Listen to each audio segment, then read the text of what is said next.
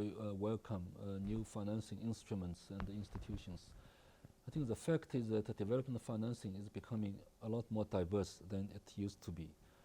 We didn't have enough time in the session to talk about this, but we're talking about not only the World Bank and IMF.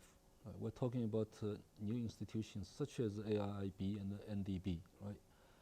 But we didn't even touch on the questions of private sector foundations, like Bill Gates and Melinda Foundation, for example, right? And we didn't talk about the IKEA Foundation. Right? We didn't talk about high net worth individuals and their, philanthropic, efforts, right? We didn't talk about crowdfunding as one viable way to finance development, right? So the development financing is very diverse. And then I mentioned trade, for example, right? Investment and the technology transfer also as a means of implementation.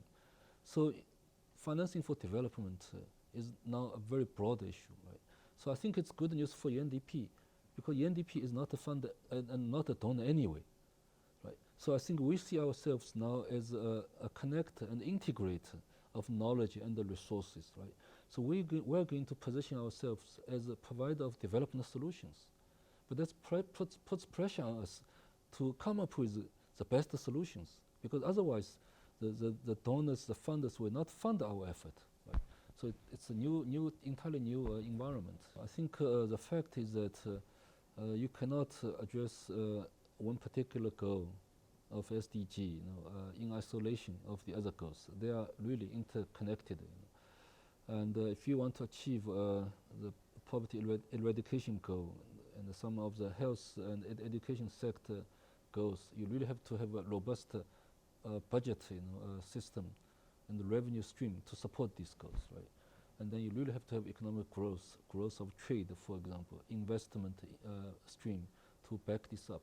So I think these are linked. At the same time, we know that we cannot repeat the mistakes we made, the disregard we had for the environment, right? And we cannot repeat the growth patterns of the past. So we have to address the issue of sustainability. Right? So in this regard, for example, people have talked a lot about green growth. Right? So why don't we talk more about green GDP, for example? Right? That is, okay, you deduct the damage that development causes to the environment. You deduct the social cost of development out of the normal GDP and see how green GDP is growing over time.